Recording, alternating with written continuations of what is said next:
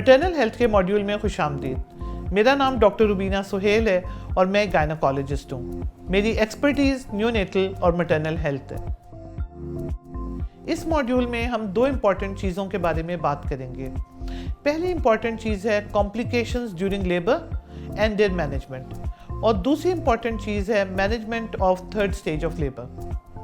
आपको मालूम है कि लेबर के दौरान कई ऐसी कॉम्प्लिकेशंस हो जाती हैं जिनके लिए इमीडिएट इंटरवेंशंस की ज़रूरत होती है। उन टॉपिक्स के बारे में आज हम बात करेंगे और देखेंगे कि उनको डायग्नोज कैसे किया जाए और उनके लिए क्या सदेबाप किए जाएं। Active management of third stage of labour blood loss during delivery को कम करता है।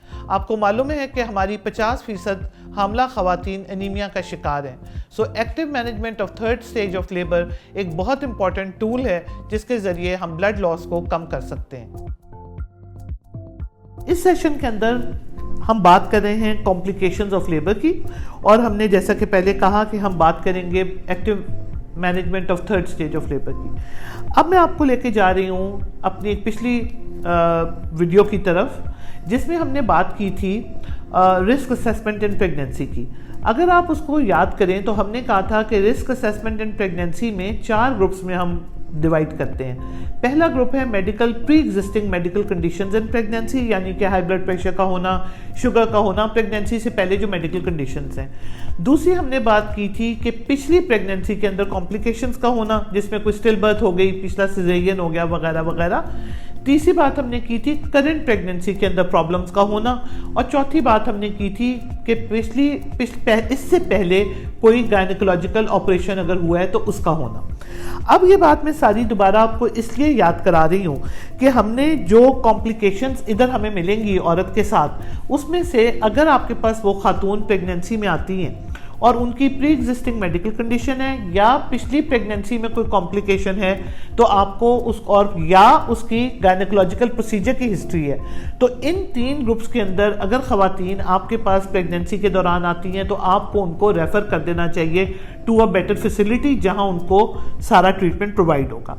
अब रह जाता है चौथा ग्रुप। चौथा ग्रुप वो है जिसमें हम बात कर रहे हैं कि इस प्रेगनेंसी के अंदर क्या क्या कंडीशंस हैं। सो इन एन आइडियल सिचुएशन एक LHV को वो डिलीवरी कंडक्ट करनी चाहिए जिसके अंदर हमने जो पहले बात की थी कि एक नॉर्मल प्रेगनेंसी और नॉर्मल लेबर हो। यानी अगर करंट प्रेगनेंसी के अंदर कोई कॉम्प्लिकेशन है जैसे कि APH, जैसे कि प्रीक्लेम्सिया, जैसे कि क्लेम्सिया, जैसे कि जेस्टेशनल डायबिटीज़, यानी कोई भी मसला है तो आपको उस औरत को रेफर कर देना चाहिए।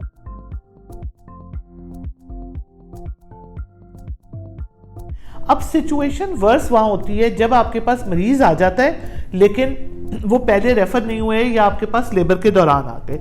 उस पॉइंट ऑफ व्यू से मैं आपसे कुछ चीज़ों के नाम लूंगी जिसका आपको डायग्नोज करना और पता होना ज़रूरी है कि क्या करना है। उनमें आ जाती है multiple pregnancy, post term pregnancy, premature rupture of membrane, abnormal foetal presentation. So ये सारे आइडियल सिचुएशन में रेफर हो जाने चाहिए to a better health facility और आपको मैनेज नहीं करने चाहिए।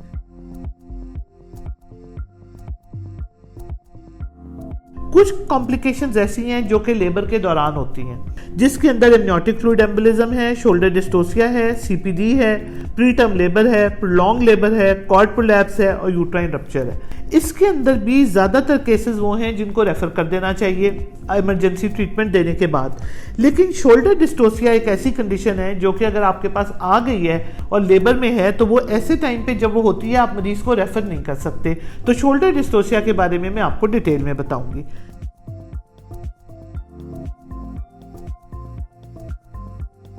तीसरा ग्रुप वो है कि कुछ ऐसी कॉम्प्लिकेशंस हैं जिनमें आपको जो है आपको इंडक्शन करनी पड़ती है या सिजेरियन करना पड़ता है या ऑपरेटिव वजाइनल डिलीवरी करनी पड़ती है।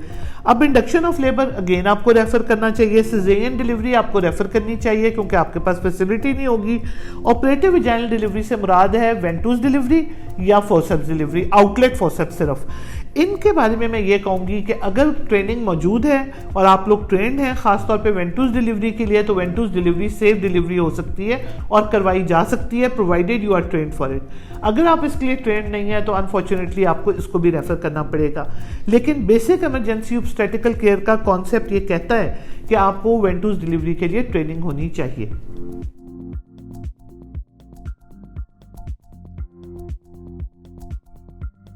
अब मैं बात करती हूँ थोड़ी सी malposition and malpresentation के बारे में।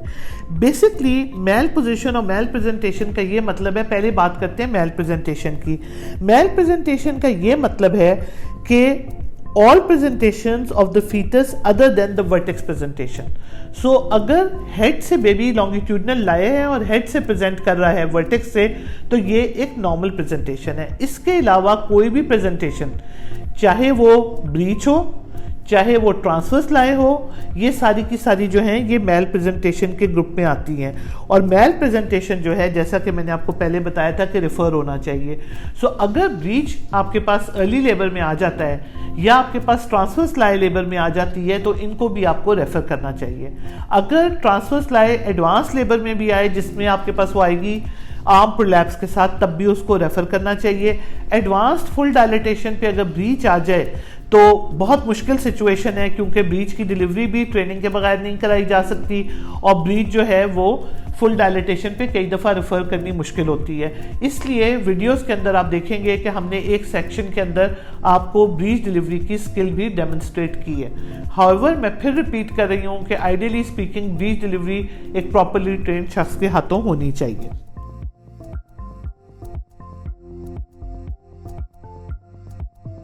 अब हम बात करते हैं मेल पोजीशन की। मेल पोजीशन का बेसिकली मतलब ये है ऑक्सीपिटो एंटीरियर या ऑक्सीपिटो पोस्टीरियर प्रेजेंटेशन। सो ऑक्सीपिटो एंटीरियर प्रेजेंटेशन जो है वो एक नॉर्मल पोजीशन है, और ऑक्सीपिटो पोस्टीरियर प्रेजेंटेशन जो है वो एक एबनॉर्मल पोजीशन है।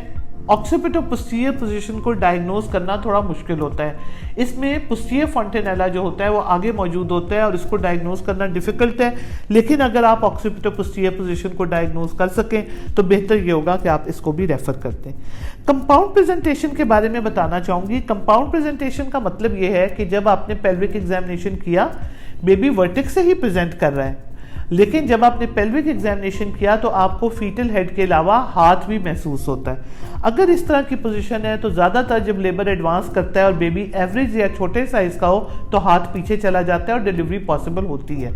लेकिन अगर ऐसा ना हो रहा हो तो इस पेशेंट को रेफर कर देना चाहिए।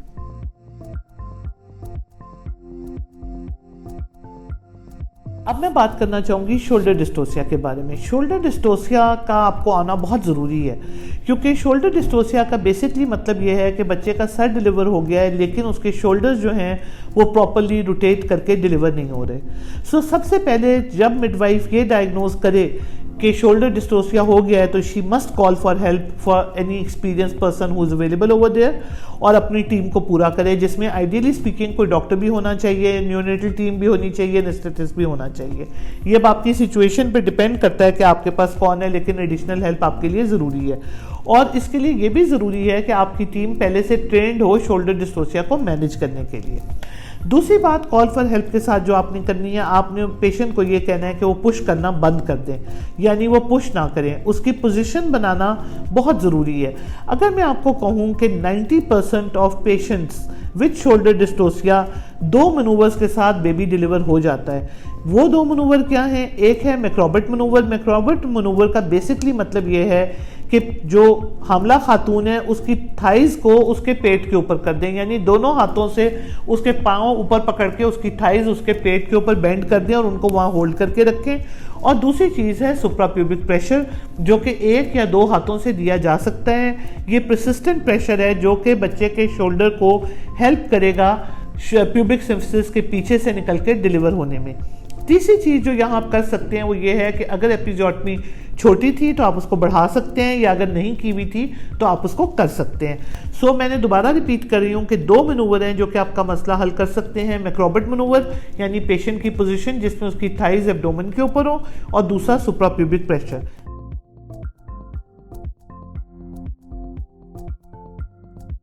अगर ये दोनों मनूवर आपके डिलीवरी करने में कामयाब नहीं हुए, अगला प्रोसेस जो है वो थोड़ा सा डिफिकल्ट है, लेकिन जब आप वीडियो को देखेंगे तो आप रियलाइज़ करेंगे कि वो करना इतना डिफ़िकल्ट नहीं है जितना लगता है, और अच्छी ट्रेनिंग के साथ वो सीखा जा सकता है। उसमें दो चीज़ें हैं, या तो आप पोस्टीरियर आर्म को डिलीवर कर लें या इंटरनल रोटेशनल मैनूवर्स करें। इन दोनों चीज़ों के लिए एक्सपीरियंस टीम का होना ज़रूरी है।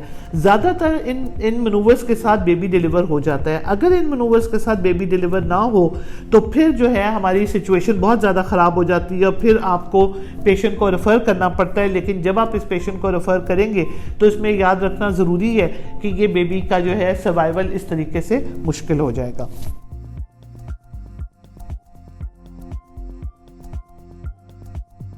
अब हम बात करेंगे कुछ और ऑब्स्टेट्रिकल कॉम्प्लिकेशंस के बारे में, जिनमें कॉर्ड प्रोलैप्स के बारे में बात करेंगे। और कॉर्ड प्रोलैप्स के बारे में मैंने आपको पहले भी बताया था कि अगर आपके पास कोई औरत कॉर्ड प्रोलैप्स के साथ आई है या लेबर के दौरान कॉर्ड प्रोलैप्स हो गया है, तो इसमें यह ज़रूरी है समझना कि वो कॉर्ड प्रोलैप्स जो है वो खातून लेबर में है और बच्चे की पोजीशन क्या है। सो अगर बच्चा वर्टेक्स पोजीशन में प्रेजेंट कर रहा है और कॉर्ड प्रोलैप्स हो गई है लेबर के दौरान, तो ये ज़रूरी है कि आप ये देखें कि डिलीवरी में कितना टाइम है, जिसका मतलब है कि कंट्रैक्शंस और पेल्विक एग्जामिनेशन करना ज़रूरी है। माँ की सबसे पहली चीज़ जो आपने करनी है वो ये करनी है कि कॉर्ड को आपने दोबारा रिप्लेस कर देना है, या foot end of the bed को रेज कर दें, या जो है पेशेंट की पोजीशन ऐसे कर दें कि कॉर्ड वापस ना आए। If the baby is alive, जिसका मतलब ये है कि अगर आपको हार्ट रेट सुनाई दे रहा है, बेबी जिंदा है, फुल डायलिटेशन है, तो असिस्टेड डिलीवरी यानी वेंटूज या फोर्सेप्स से डिलीवरी कराई जा सकती है। अगर जो है वो बेबी जिंदा है लेकिन डायलिटेशन अभी पूरा तरह से मुंह नहीं खुला, तो उसको कॉर्ड को रिड्यूस करके पैक करके उसके बाद उसको रेफर करने की ज़रूरत है to the nearest facility for caesarean section.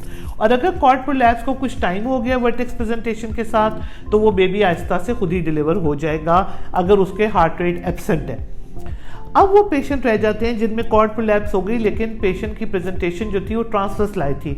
उनके अंदर भी कॉर्ड को वापस रख के वापस अंदर वजाइना में रिड्यूस करना और रेफर करना ही सोल्यूशन है। अगर मल्टीपल प्रेगनेंसी हो, हमने पहले बात की थी कि अगर ट्विन प्रेगनेंसी हो तो ट्विन प्रेगनेंसी के अंदर हमें पेशेंट को रेफर कर देना चाहिए। लेकिन अगर ट्विन प्रेगनेंसी लेबर के दौरान डायग्नोज हुई है और आपको पक्का पता है कि दोनों बच्चे सीधे हैं, तो फिर तो आपको ट्विन प्रेगनेंसी को डिलीवर करना चाहिए, वरना twin pregnancy should be referred. खास तौर पे अगर पहला बच्चा ब्रीच के साथ प्रेजेंट कर रहा है या ट्रांसफर्स के साथ कर रहा है, या दूसरा बच्चा ब्रीच या ट्रांसफर्स के साथ कर रहा है। सो अगर दोनों बेबीज कैफेलिक प्रेजेंटेशन है, वर्टेक्स के साथ प्रेजेंट कर रहे हैं, तो पहला बेबी उसी तरीके से डिलीवर होगा जैसे कि सिंगल प्रेगनेंसी का बेबी डिलीवर होता है। पहला बेबी डिलीवर होने के बाद ये ज़रूरी है कि सिंटोसिनॉन शुरू की जाए ताकि कंट्रैक्शंस शुरू हों, बेबी की पोजीशन को असेस किया जाए कंफर्म करने के लिए कि वो वर्टेक्स है, मेम्ब्रेन्स को रप्चर किया जाए ताकि बच्चा जो है वो नीचे आके डिसेंड होना जो है वो शुरू हो जाए।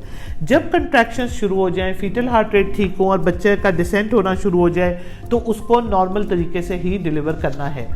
थर्ड स्टेज की मैनेजमेंट जो होती है, इसमें जनरली वो एक्टिव मैनेजमेंट नहीं होती और 10 यूनिट ऑक्सीटोसिन तब दिया जाता है या ये इंश्योर कर लिया जाए कि तीसरा बच्चा मौजूद ना हो, या फिर प्लेसेंटा की डिलीवरी के बाद। प्लेसेंटा की डिलीवरी पे आपने ये असेस करना है कि 2 प्लेसेंटा हैं, 1 प्लेसेंटा है, क्या सूरत हाल है, इसलिए प्लेसेंटा और मेम्ब्रेन्स को कंप्लीटनेस के लिए मुआयना करना ज़रूरी है।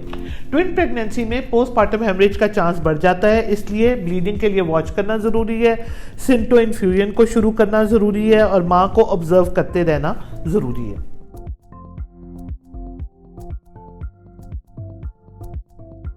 अगर किसी सूरत से ऑब्स्ट्रक्टेड लेबर हो जाए, ऑब्स्ट्रक्टेड लेबर का मतलब यह है कि लेबर प्रोग्रेस नहीं कर रहा, ड्राई हॉट वजाइना हो गया है, हेड की मोल्डिंग शुरू हो गई है, अगर इस किस्म की सिचुएशन हो और आपके पास मरीज आए तो आपको फ़ौरन ऐसी फैसिलिटी पे रेफर करना चाहिए जहां हेल्प अवेलेबल हो, जो कि मैं समझती हूँ कि DHQ की फैसिलिटी। इसके अलावा मैं बाकी कॉम्प्लिकेशंस का नाम लेना चाहूँगी, जैसे कि मैनेजमेंट ऑफ पोस्टमार्टम हेमरेज है।